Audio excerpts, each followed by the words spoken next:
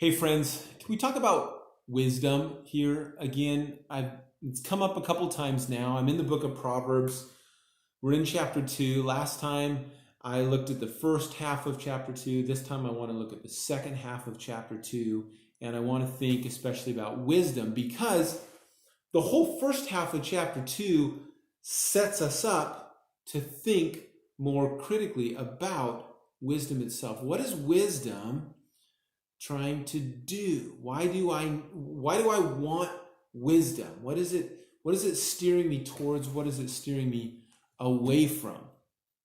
Now again, the book of Proverbs, these verses sometimes can be a little bit tricky to match up with each other, especially like when you get to Proverbs 10 and beyond Proverbs 10. It's like the verses themselves are like their own individual little principles, and you can kind of like you can dig into each one of them and get a ton out of a single verse.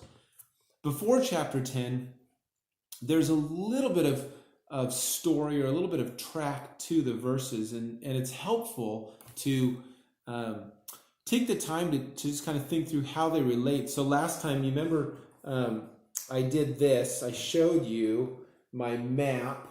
See that? Okay, I showed you my map of Proverbs chapter 2, verse 1 through 11. Today, I want to look at Proverbs chapter 2, verse 12 through 22.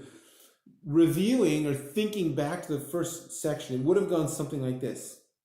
This is the first half of Proverbs 2. If I accept the Father's word, call out and look for understanding from the Lord, then I will understand the fear of the Lord and find the knowledge of God.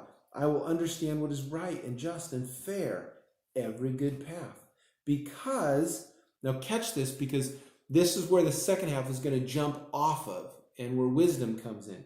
Because the Lord gives wisdom, knowledge, understanding, and discretion. Those four words, wisdom, knowledge, understanding, discretion, they are all pretty synonymous in the book of Proverbs, and wisdom is really kind of the umbrella term for those, okay?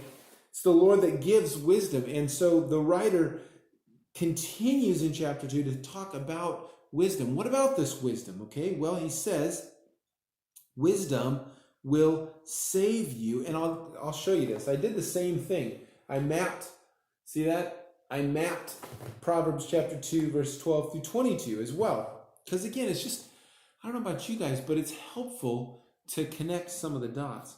Wisdom will save you from the ways of wicked men and the adulteress. So these two individuals, okay, wicked men, he qualifies them. They use perverse words. They leave straight paths to pursue crooked paths. They walk in dark ways.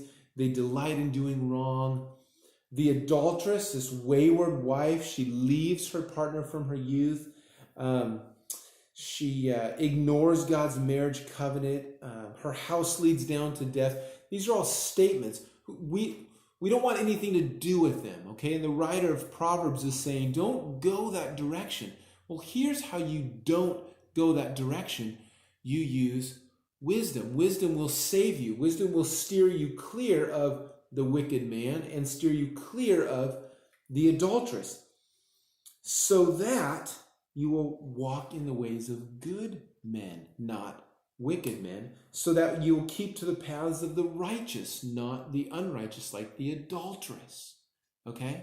See, that's where he's tracking. So wisdom will save us from the wicked men, the adulteress, and it will lead us down ways of good men, paths of righteousness, because, now get this, because the upright and the blameless, which is where wisdom wants to take us, they will be the ones who live in and remain in the land, and the wicked and the unfaithful will be the ones who are cut off from the land. Don't you want to be one who lives in the land, put down roots, build a foundation, and live in the land of the righteous with the Lord? That's where I want to live, and that's where I want you to live with me.